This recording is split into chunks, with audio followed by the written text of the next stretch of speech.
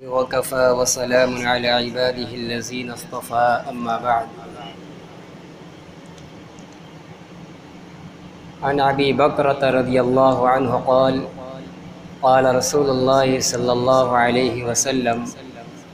اغد عالما أو متعلما أو مستمعا أو محبا لهما ولا تكن الخامسة فتهلكا. وقال رسول الله صلى الله عليه وسلم الدنيا ملعونة وملعون ما فيها إلا ذكر الله وما والاه أو عالم أو متعلم أو كما قال عليه الصلاة والسلام. حضرات گرامی، محترم بزرگوں اور دوستوں اور عزیز ساتھیوں، اللہ سبحانہ و تعالیٰ نے ہم تمام بنی نوع انسان کی اور جناتوں کی اس دنیا کے اندر تخلیق اور پیدائش اپنی عبادت اور معرفت کے لیے فرمائی ہے۔ اللہ کی بندگی اور معرفت کے علاوہ انسان و جنات کے اس دنیا میں آنے کا اور کوئی بنیادی مقصد نہیں ہے۔ باقی اور دنیا کی تمام چیزیں، تمام تگ و دو سب اسی عظیم مقصد کے حصول کے لیے ہے۔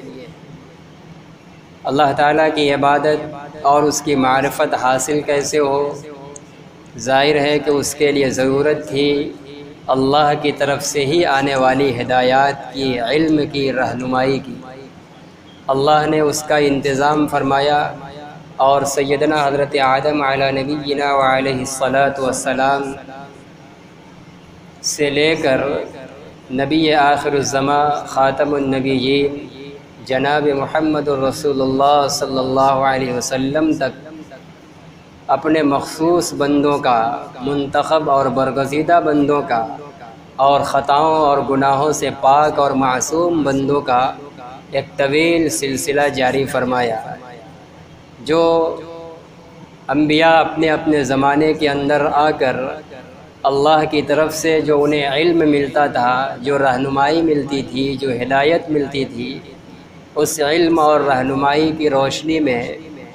اپنی قوم کو، لوگوں کو اللہ کی بندگی اور اس کی معرفت کا پتہ بتلاتے تھے۔ وہ نشان راہ بتلاتے تھے جس پر چل کر اللہ کی معرفت اور اس کی بندگی انسان کے لیے ممکن ہو سکتی ہے اور حقیقی طور پر وہ اللہ کا بندہ بن سکتا ہے۔ سب سے اخیر میں نبی آخر الزماں جناب محمد الرسول اللہ صلی اللہ علیہ وسلم کو اللہ سبحانہ و تعالیٰ نے اسی سلسلہ نبوت و رسالت کی آخری کڑی کے طور پر مبعوث فرمایا۔ آپ کے قلب مبارک پر قرآن کریم جیسا مقدس علم اللہ سبحانہ و تعالیٰ نے اتارا، اور پھر آپ کی زبان مبارک سے اللہ سبحانہ و تعالیٰ نے اس مقدس قرآن کی تشریح اور اس کی تفسیر اور توضیح کرائی، آپ کے زبان مبارک سے بھی، آپ کے اعمال و افعال سے بھی، اور یہ ساری چیزیں آپ نے امت کے سب سے پہلے طبقہ صحابہ کرام رضوان اللہ تعالی علیہم اجمعین کے سامنے پیش فرمائی۔ اب صحابہ کرام کے سامنے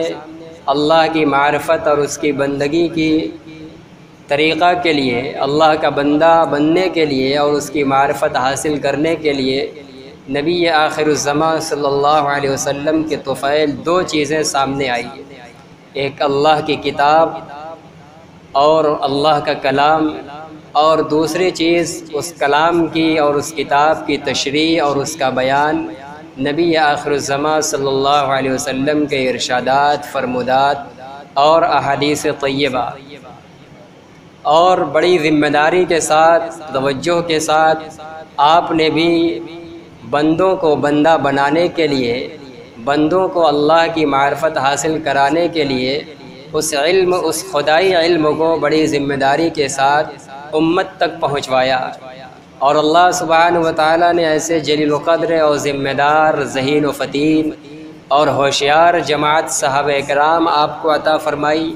کہ انہوں نے بھی بڑی ذمہ داری کے ساتھ، بڑی تگ و دو کے ساتھ،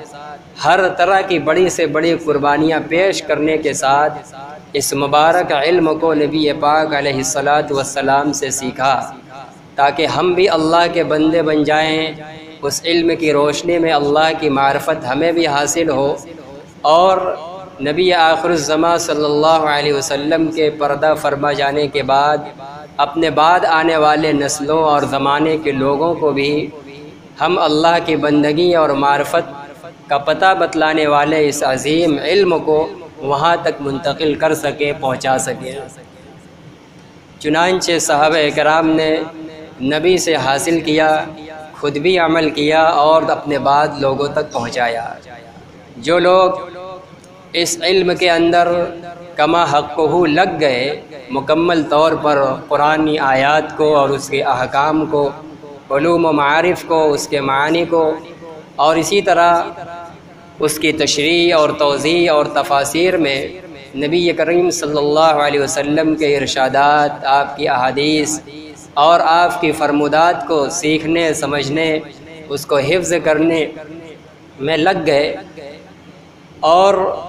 انہوں نے یہ ذمہ داری قبول کی کہ ہم اس میں لگ کر اس کو حاصل کر کے اپنے بعد تک لوگوں کو اس کو پہنچائیں گے۔ نبی اکرم صلی اللہ علیہ وسلم نے یہ ذمہ داری اور یہ فریضہ امت کو دیا ہے، بلغوا عنی ولو آیا۔ تمام صحابہ کرام کو مخاطب کر کے فرمایا تھا کہ میرے حوالے سے، میری طرف سے جو کتاب، جو دین، جو علم تم لوگوں تک پہنچا ہے، اس کو اپنے بعد دوسروں تک پہنچاؤ، چاہے جس کو ایک آیت، ایک مسئلہ، ایک بات معلوم ہو مستند طریقے سے، وہ اپنے بعد والوں تک پہنچانا، یہ اس امت کی ذمہ داری رکھی گئی۔ ہر مسلمان پر اتنا علم حاصل کرنا کہ اس کو پتہ چل جائے کہ ایمان ہے کیا، ایمان کہتے کس کو ہیں، اسلام ہے کیا،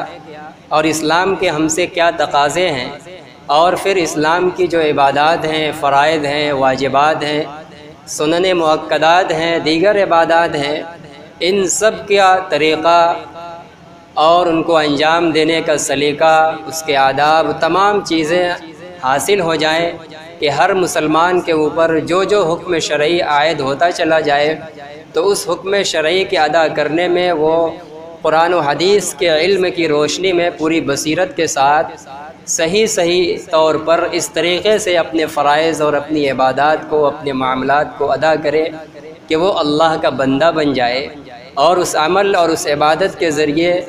اور بندگی کے ذریعے اس کو اللہ کی معرفت حاصل ہو جائے، اللہ کی رضا اور اس کا قرب نصیب ہو جائے۔ اتنا تو حاصل کرنا ہر مسلمان پر فرض ہے۔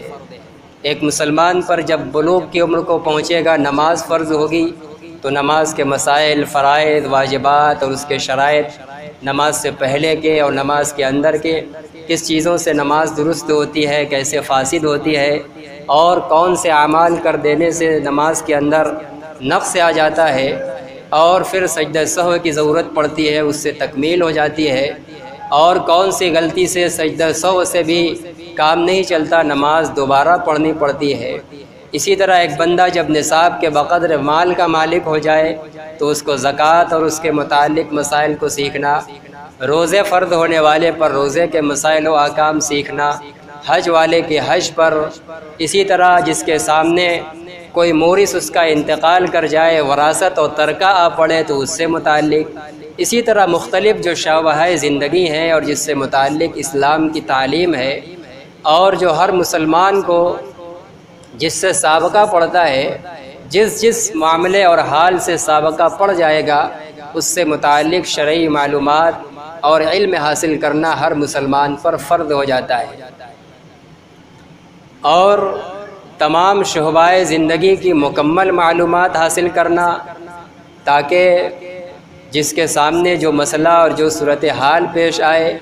اور وہ اپنی صورتحال کی رہنمائی حاصل کرنا چاہے تو قرآن و سنت اور صحابہ کرام کے اسوہ کے آئینے میں اس کی رہنمائی کر دی جائے۔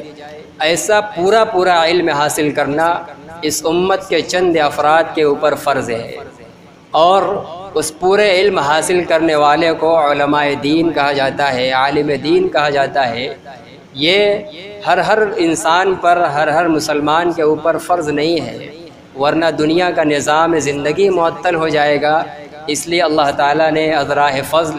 ازراہ شفقت و محبت امت کے ساتھ یہ کرم کا معاملہ فرمایا ہے کہ عام انسان، عام مسلمان تو جب جب اس کے سامنے کوئی معاملہ اور کوئی حال، کوئی صورتحال درپیش ہو تو وہ اس کا حکم شرعی معلوم کرے، یہ اس کے ذمہ فرض ہے۔ لیکن تمام حالات و مسائل کو مکمل سیکھے رہنا تاکہ ضرورت پر لوگوں کی رہنمائی کی جائے، یہ امت کے چند افراد کے اوپر فرض ہے، یہ فرض کفایہ ہے۔ قوم اور برادری اور سماج کے اندر چند اکا دکا افراد اگر اس ذمہ داری کو نبھا لیتے ہیں تو پوری قوم گناہ سے محفوظ ہو جائے گی، بچ جائے گی۔ اور اگر پوری قوم کے اندر کوئی بھی ایک ایسا مکمل علم رکھنے والا عالم دین نہیں ہے تو پوری قوم ایک فرض کی تارک ہوگی، گناہ گار ہوگی اور اللہ کی بارگاہ میں مجرم ٹھہریں گے۔ تو یہ ہے ہمارے دین کا، ہماری شریعت کا یہ مدار کہ اللہ کی معرفت اور اس کی بندگی اصل مقصود ہے، اور اس بندگی اور معرفت کو حاصل کرنے کے لیے ضرورت ہے علم الہی کی، اس خدائی علم کی جو اللہ نے نبیوں کے قلب اطہر پر اتارا ہے، اور نبیوں نے اپنے زبان سے، اپنے اعمال سے اس خدائی علم کی تشریح فرمائی ہے، اور نبیوں کی تشریحات کو احادیث اور سنت کہا جانے لگا۔ اب پورے دین کا مجموعہ قرآن و سنت کہلاتا ہے، قرآن و احادیث کہلاتا ہے۔ اس پورے مجموعے کے علم کی ذمہ داری اللہ کے نبی صلی اللہ علیہ وسلم نے صحابہ کرام کے اوپر ڈالی، اور صحابہ کرام میں سے ایک بڑی جماعت نے قرآن و حدیث کے پورے علم کو حاصل کیا، اور اسی کے پڑھنے کو، اسی کے آگے نقل کرنے کو، اور اسی کو اپنی صرف زندگی کا مشغلہ بنایا۔ جو ایسے لوگ گزرے وہ صحابہ میں علماء کہلائے، علماء صحابہ کہلائے، بعض اس میں قاضی بنے، بعض اس میں مفتی بنے۔ تو یہ صحابہ کرام نے اولین مرحلے کے اندر یہ ذمہ داری نبھائی، اور اس کے بعد ہر زمانے کے اندر الحمدللہ آج تک امت ابھی تک بے یار و مددگار نہیں ہوئی ہے، اور علمی رہنمائی سے یتیم نہیں ہوئی ہے۔ ہر زمانے کے اندر ابھی اللہ تعالیٰ کا فضل ہے اور کرم ہے کہ وہ اپنے بندوں میں سے چند افراد کو ہر صدی کے اندر، ہر سال کے اندر دل کے اندر یہ بات ڈال رہا ہے کہ وہ قرآن و حدیث کا مکمل علم حاصل کر کے علماء دین بن جائیں، علماء ربانیین کے فہرست میں شامل ہو جائیں۔ یہ تعلیم و تعلم کا، قرآن و حدیث کے معنی اور مفاہیم کو سیکھنے اور سکھلانے کا سلسلہ جو نبی کریم صلی اللہ علیہ وسلم کی ذات مقدس سے جاری ہوا تھا، آج بھی الحمدللہ جاری ہے۔ اور جب اللہ کو اس دنیا کو فنا کرنا مقصود ہوگا اور دنیا کے لوگوں کو تباہ و برباد کرنا مقصود ہوگا، تب اللہ تعالیٰ قرب قیامت میں پہل اس عظیم علم کو اٹھانا شروع کریں گے۔ اور یہ عظیم علم اس طرح نہیں اٹھایا جائے گا کہ جتنے علم کے جاننے والے ہوں گے ان کے سینوں سے علم کھینچ لیا جائے گا، یا دنیا کے اندر جو قرآن اور احادیث کے نسخے ہوں گے اس کو اٹھا لیا جائے گا، بلکہ ایک ایک کر کے گہرا علم رکھنے والا عالم دین اٹھتا چلا جائے گا۔ اور یہ بزرگان دین اور اولیاء کرام کا مقولہ ہے کہ جتنا قوم جتنا زیادہ اپنے زمانے کے علماء کی ناقدری کرے گی، توہین کرے گی، اللہ تعالیٰ کو وہ سینہ، وہ ذات اور وہ دل بہت ہی محبوب اور پسندیدہ ہے جس دل کے اندر اللہ کا کلام ہوتا ہے، جس دل کے اندر اللہ کے کلام کے معنی اور مفاہیم ہوتے ہیں۔ اللہ تعالیٰ کو اپنے بندوں کے اس دل کی ناقدری ناپسند ہوتی ہے، اللہ تعالیٰ جلدی سے ایسے لوگوں کو اٹھا لیتے ہیں۔ ناقدروں کے بیچ کے اندر اللہ تعالیٰ علماء ربانیین کو نہیں بھیجتے، اور زیادہ دنوں تک ان کی عمر دے کر نہیں بھیجتے۔ یہ تاریخ کا مشاہدہ ہے اور یہ دنیا نے اپنی آنکھوں دیکھا ہے۔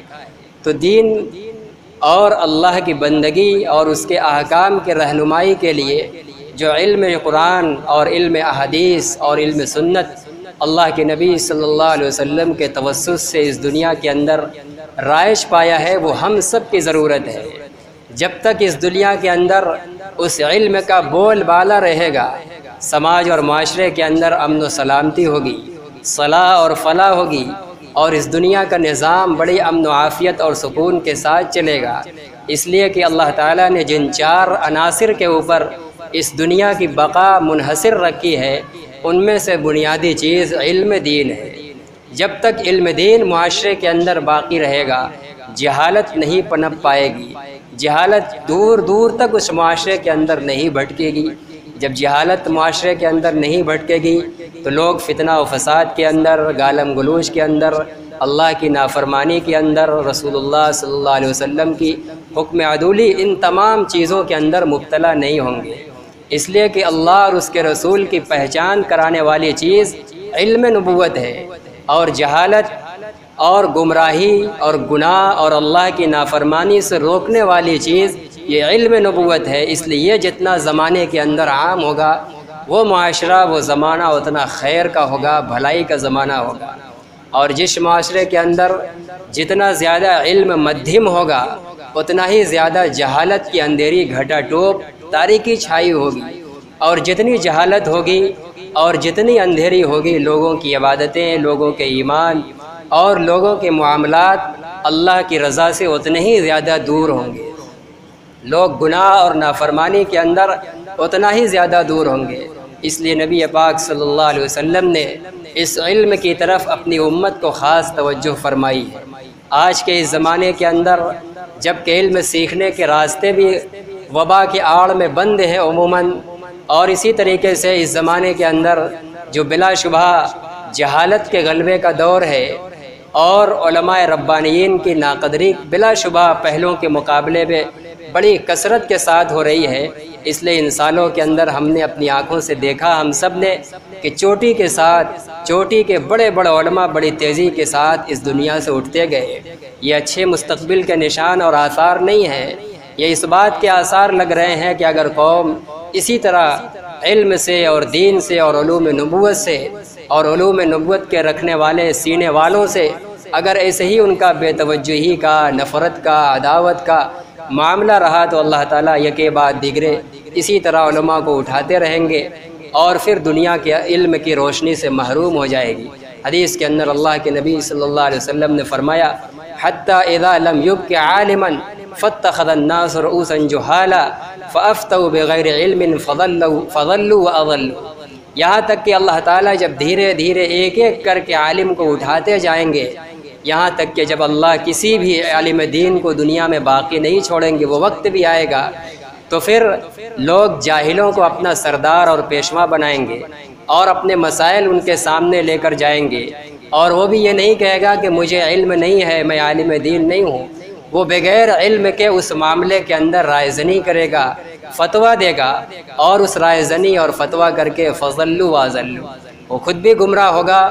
اور اپنے سے پوچھنے والے کو بھی گمراہ کرے گا۔ یہ زمانہ اسی طرف چل رہا ہے، اس لیے ہم سب کو بہت چیتنے کی ضرورت ہے، چوکنا ہونے کی ضرورت ہے کہ جو کچھ بھی تھوڑا موڑا بچا کچا علم ہمارے معاشرے کے اندر، ابھی دنیا کے اندر موجود ہے، ابھی گہرا علم رکھنے والے الحمدللہ بڑی تعداد میں علماء ربانیین موجود ہیں، ان کی قدر کر لی جائے اور دین اور قرآن و سنت کے علم سے اپنے کو اب قریب کرنے کی کوشش کر لی جائے، ورنہ یوں ہی اگر ناقدری اور بے توجہ رہی تو اللہ تعالیٰ ہمارے محتاج نہیں ہے۔ اللہ تعالیٰ اپنے علم اور اپنے دین کے معاملے میں بڑے غیور ہیں، ذرا سی بھی ان کو ناقدری پسند نہیں ہے، وہ فوراً جس علاقے اور جس معاشرے کے اندر ناقدری ہوتی ہے اللہ تعالیٰ وہاں سے علم کو اٹھا لیتے ہیں۔ دنیا کی تاریخ، اسلامی تاریخ ہمارے سامنے ہے،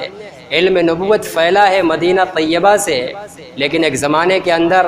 جب مدینہ منورہ کی فضا خراب ہوئی اور چوٹی کا علم رکھنے والوں کا ماحول ایسا تنگ ہو گیا کہ انہیں چھوڑ کر دوسرے شہروں کے اندر جانا پڑا، تو بعد کے زمانوں کے اندر خود سیدنا علی رضی اللہ تعالیٰ عنہ کے زمانے سے ہی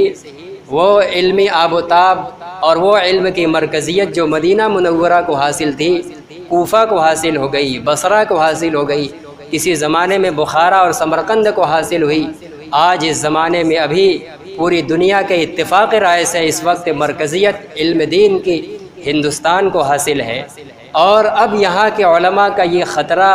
اور ان کو یہ خطرات محسوس ہو رہے ہیں کہ اس ملک کے اندر جس تیزی کے ساتھ،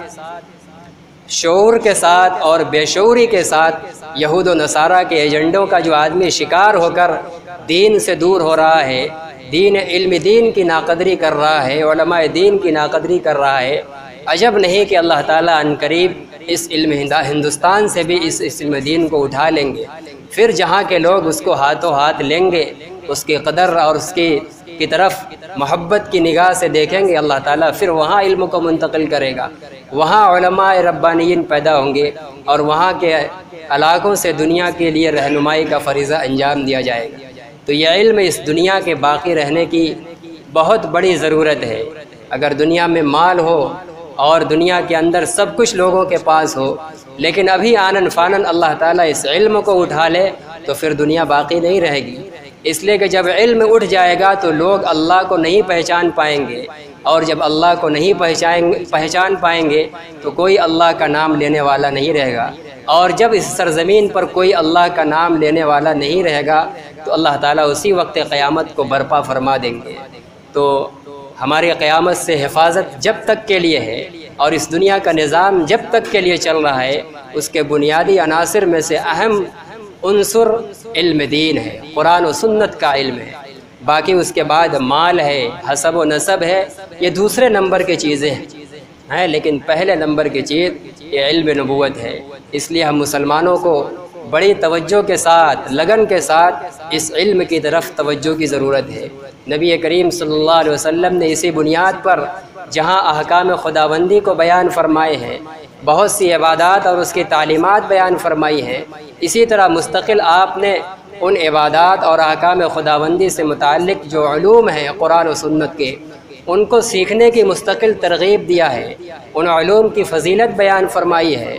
اور ان سینوں کی عظمت بیان فرمائی ہے جو قرآن کو اور قرآنی علوم کو اپنے سینوں کے اندر محفوظ رکھتے ہیں۔ چنانچہ کہا گیا ہے کہ جو شخص قرآن کا علم دیا گیا، جس کو اللہ نے حافظ قرآن بنا دیا، اس کو صرف الفاظ قرآن ہی یاد ہیں، وہی اس کے سینے کے اندر محفوظ ہیں، تو بہت بڑی دولت ہے۔ اگر اس نے یہ خیال کیا